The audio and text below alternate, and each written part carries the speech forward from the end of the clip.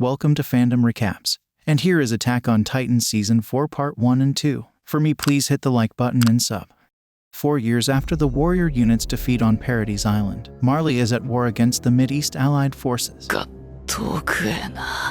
As a result, the operation to reclaim the founding Titan was put on hold. Colt proposes to Commander Theo Magath to send in the warrior Titans, but he refuses due to the Allied forces' armored train possessing a deadly anti-Titan cannon. Gabby manages to approach the train and disable it with hand grenades. From an airship above, Zeke transforms into the Beast Titan and annihilates the Mid-East Allied fleet, thus ending the 4-year war with Marley victorious. At a Marlian military meeting, Zeke proposes to use his last year of life to attack Paradise Island and retake the founding Titan. That night, on a train back to their homes, the surviving Eldian soldiers praise Gabby for her courage. The next day, Zeke informs the other warriors of his plan to use the Tiber noble family and their Warhammer Titan to announce an offensive against Paradise. Willie Tiber, the head of the Tiber family, and Commander Magath form an alliance to stop the warmongering and restore the balance between Eldia and Marley. On stage, Willie announces that an uprising has occurred on Paradise and that the founding Titan has been stolen by a man called Aaron Yeager. Just as Willie declares war on Paradise, Aaron transforms into the attacked Titan, bursts out of the basement, and crushes the stage. Gabby and Colt manage to flee. Aaron realizes that Lara's crystal-covered body is underground, connected by a long white cord. He transforms into the attacked Titan again and severs the cord, preparing to devour her. Falco reunites with Magath and Gabby. Aaron uses Titan's jaws like a nutcracker to shatter Lara's crystal and swallows her remains, gaining the powers of the Warhammer Titan. Reached his limit, Aaron stops fighting and escapes with Mikasa. Levi arrests Aaron for initiating the mission on his own and for involving the Survey Corps in his rescue. Gabby climbs aboard and shoots Sasha in the chest. Zeke remarks the success of bringing the founder and a Titan of royal blood together. In the prison, Gabby kills her prison guard and escapes with Falco into the wilderness. They are found by a young girl named Kaya who offers food and shelter at the Browse stables. Kaya reveals that she knows Gabby and Falco are from Marley. She invited for dinner at the restaurant run by a Marlian who could help them return home. In a post-credits scene, the Marlian military has realized that Zeke Yeager faked his death and likely sided with Paradise. The Paradise military has lost public trust and protests have begun over Aaron's unjust imprisonment. Mikasa and Armin meet with Premier Zachary to get permission to speak with Aaron. Zachary denies them as he suspects Aaron of colluding with the volunteers and of being manipulated by Zeke. Aaron escapes from prison and meets up with Flock and other allies. Hand states that Aaron's supporters, the Jaegerists, intend Aaron to meet up with Zeke and reform the military with Aaron as the leader. Pyxa suggests the military should make a deal with the Jaegerists using Zeke's location as a bargaining chip.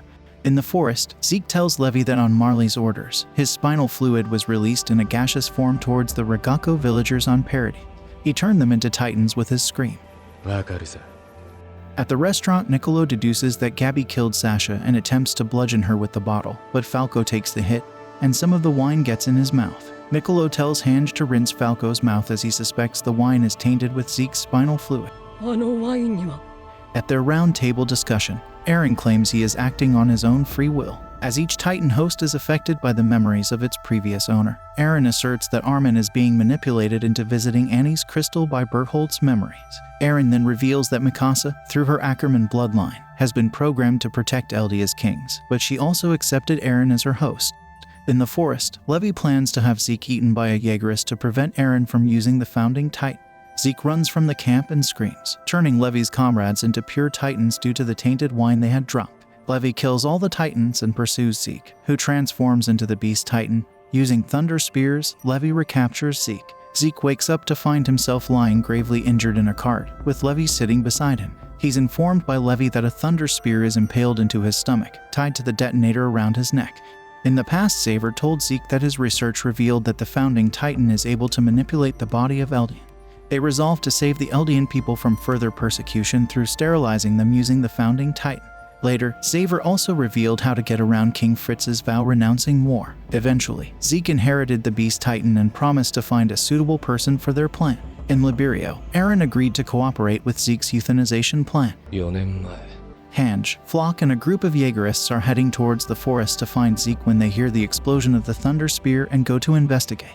A female pure titan approaches the dying Zeke. Tears open her abdomen and places him inside. The imprisoned Survey Corps members discuss escaping and Aaron's recent actions when Yelena arrives to explain to them Zeke's true plan. A widespread Eldian sterilization to prevent the births of any more Eldians until the death of Historia's child, after which humanity will be free from the threat of Titans. In the meantime, they will use the threat of the rumbling to prevent interference from other nations.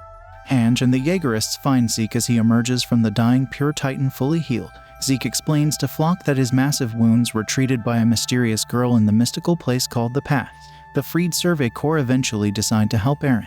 In hiding, Gabby overhears the Browse family's words and finally realizes that there are no devils on the island, just people. Falco confesses his feelings for her, afraid that he could turn into a Titan at any moment. Zeke prepares to use his scream. Colt pleads with Zeke not to do so until Falco is out of range. But Zeke regretfully screams anyway, turning everyone who drank the tainted wine into pure Titans. Gabby decapitates Aaron, whose head falls into Zeke's hand.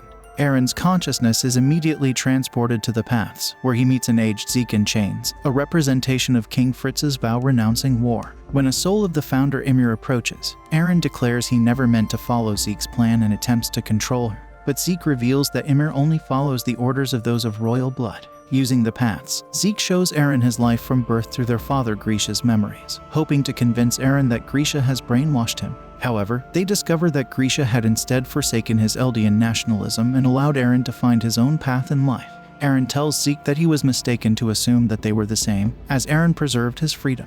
Zeke and Aaron then arrive at the moment when Grisha confronts the Rias family. As Grisha pleads with Frieda Rias to save Paradis with the founding Titan, he reveals that the attack Titan's ability is that the host can see the memories of its future inheritors. When Frieda refuses to help, Grisha decides to take the founding Titan for himself but realizes that he cannot bring himself to kill. However, Aaron intervenes by using his memories of the future and goads Grisha into slaughtering the Rias family. When Grisha pleads Zeke with him to stop Aaron, he's suddenly knocked out from memories and both are brought back to the Paths. Zeke is horrified to learn that Aaron purposely pushed Grisha to acquire the founder and manipulated his past to ensure the future he had foreseen when touching Historia.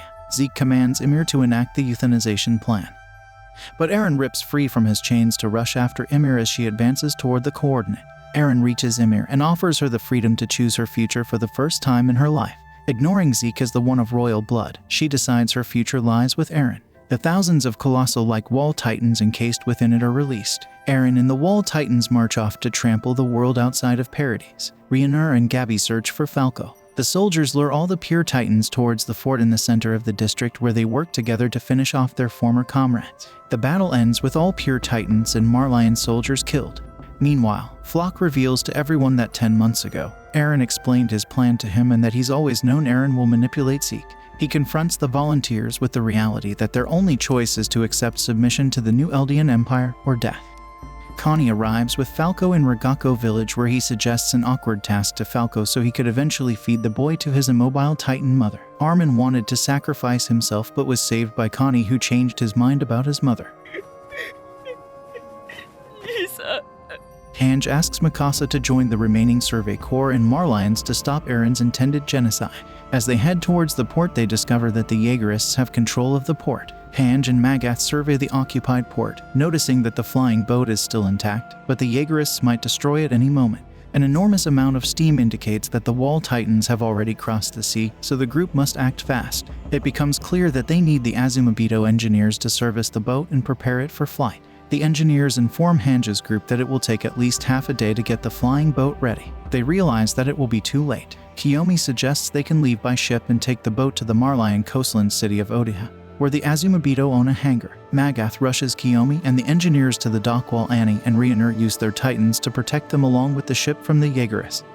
In a post-credits scene on the ship, Hange informs the group that Marley and Liberio cannot be saved, much to Annie's distress. After being convinced to stay, Annie once again questions Mikasa whether she can let Aaron be killed to stop the rumbling, admitting that she is tired of all the violence. In the present, the Global Alliance makes a futile attempt with their navy to stop Aaron and the rumbling from reaching Marley. They are easily destroyed by the Titans, and Aaron declares his intention to destroy the world as he and the colossal Titans set foot on the mainland.